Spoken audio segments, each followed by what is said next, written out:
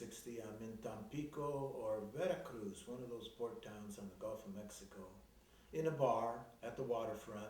And I meet these Greek sailors who are on this rusty bucket there at the harbor that they call a ship. So there's the girls across the room and the fellas are saying, hey, go over there and fix me up, hook me up, see how much it's gonna cost.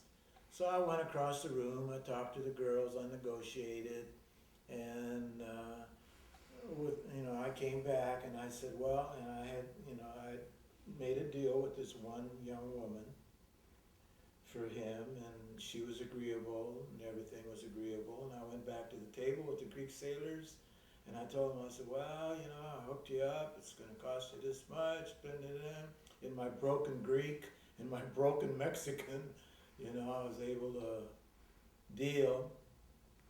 And to make a long story short, there were two women over at the other table. The one weighed over 200 pounds, and the other one was just beautiful, weighed about, 120, was very attractive.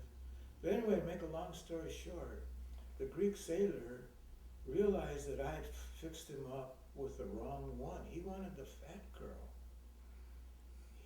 He wanted the one that I hadn't even really noticed. She was just there kind of accompanying the other one.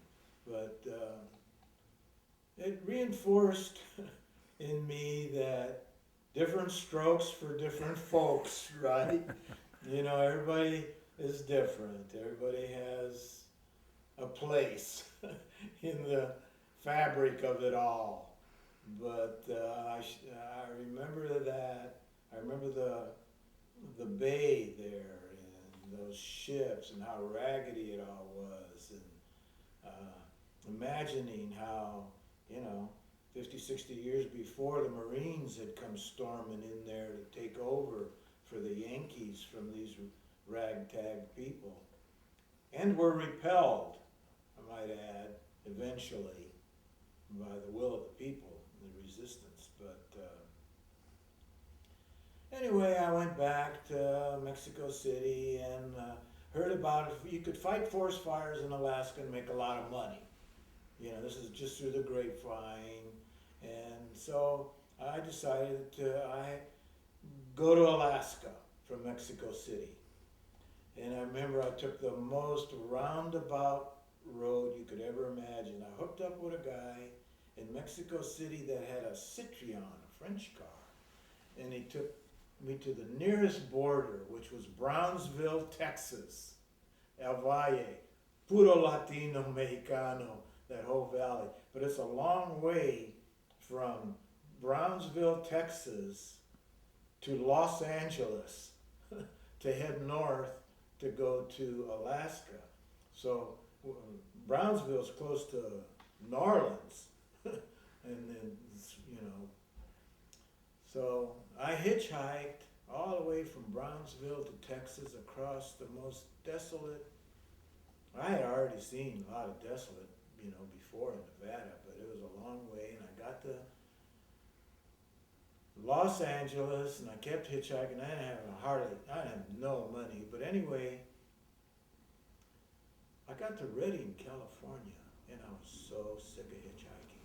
I was so sick of the bum rides that I was getting. Redding was just an awful place to be stuck on the road, and I saw right over there was a freight train yard, and there was a boxcar moving. I'd have done anything to get off that highway in Redding. I just jumped into the boxcar. I didn't know where it was going. I didn't care where it was going. And then it went north, and it went up all around Mount Shasta. I was awestruck. It was unbelievable. I was straight up out of Gary. I'd never really been that close to mountains. I'd never been, and so how the train goes. It snakes around Mount Shasta and it comes up to Cascades. When I first came to Oregon, it was 1960. I was in that boxcar on that freight train on my way to Fairbanks, Alaska.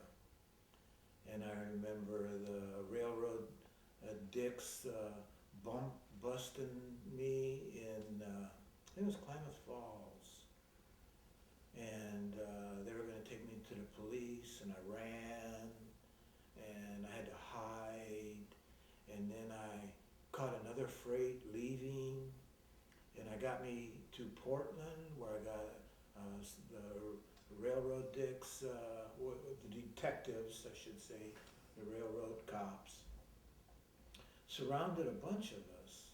I hope I remember this right, but they had us surrounded, and they had guns. You know, the private railroad cops were badass. I mean, they were hired to be tough. They were mostly guys kicked off of police departments for overt brutality on the job. But anyway, I remember saying to that there was about 4 or 5 of us. I said, look, they had us in this one spot. It was outside. I said, look, there's only one dick. He had his gun out. I said, look, he can't shoot us all. You run that way, I'll run this way, you run that way, you run that way, and we're gonna get away, some of us. So they are all, yeah, okay, man, all right, cool. You know. So I gave the signal, nobody ran but me. I ran, and I tried, and then nobody ran. I looked back, but I got out, and I made it to Seattle. On the back of, couldn't even get a boxcar, which was not a luxury ride. They were dirty and dusty and ragged, but I got on a flat car that they put semi-trailers on top of it from a truck, you know, they can hook on, and just the back of it. And they put it on a flat car and chained it down. So I remember running from Portland and riding all the way, I don't think it was to Seattle, but I think it was like Tacoma or something like that. There was a big railroad base. Underneath that trailer on top of, which was basically, I was out in the open, all the way from Portland to Tacoma or something like that.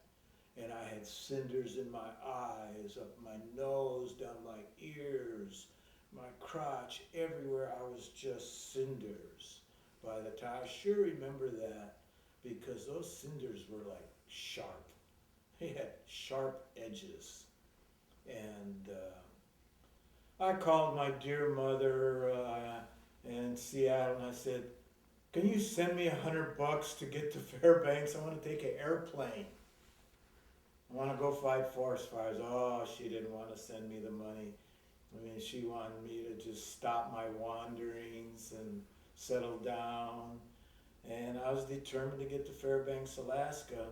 And to get to Fairbanks from Seattle, you had to go on the Trans-Canada Highway, which was not easy. And you could get a plane from Seattle to Fairbanks for $100, or I think less at that time.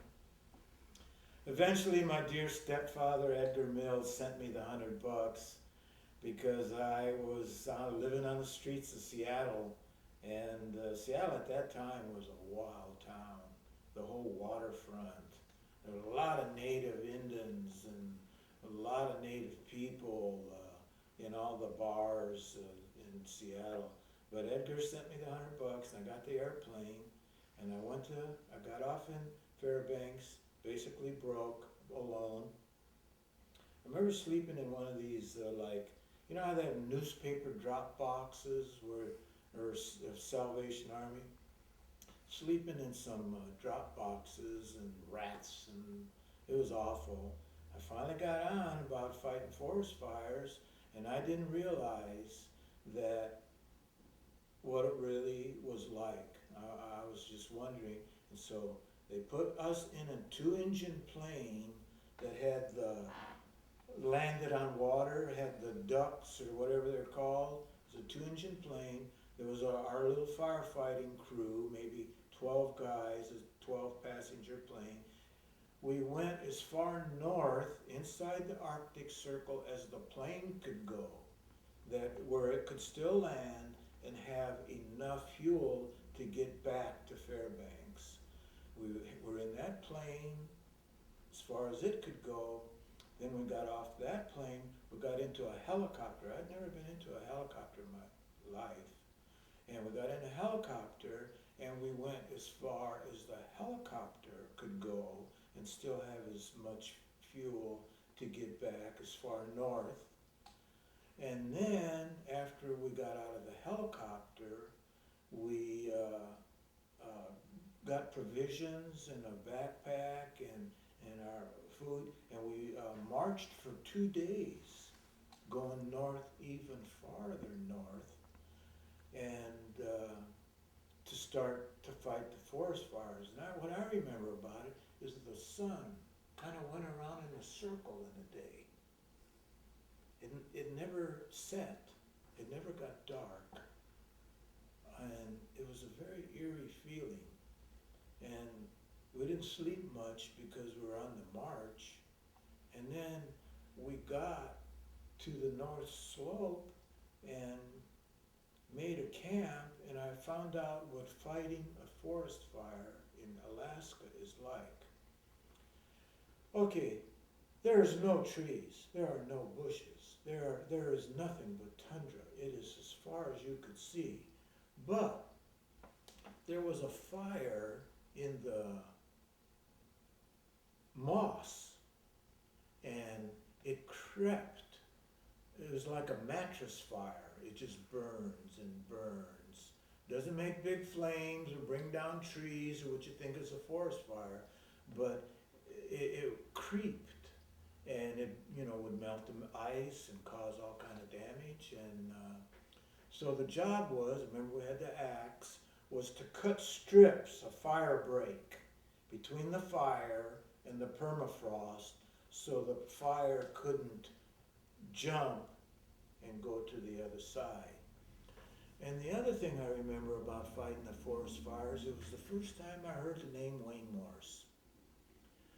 We were around a campfire at night, and they had radio phones in those days. They were this big antenna, but we could hear a radio station, and it was broadcasting a Democratic debate for the Democratic nomination for President of the United States. John F. Kennedy, he was a senator at that time, was running for president, and he was debating some of the other candidates, which were no, but his main debate was with Wayne Morse, who was also running for president. This was in 1960. And I remember sitting around the campfire with these other guys, which I didn't know, but they're all good guys. You get to have camaraderie when you're in difficult situations, isolated together. And we were having a good time. And we listened to the debate between Wayne Morse and John F. Kennedy. And all of the guys, including me, of course, were all hooping and hollering for Wayne Morse. Everybody agreed that he handled John F. Kennedy at that debate, and if they could vote, they for sure would vote for Wayne Morse. But that's my first time being in Oregon, and that is the first time I ever heard the name Wayne Morse. Yeah, man, Alaska was wild in those days. There was nobody there, man. Realized later that, I started hearing about the North Slope. I said, oh, that's where they're drilling for oil. That's where I was fighting forest fires, on the North Slope. That's What do you called a think, quit. man?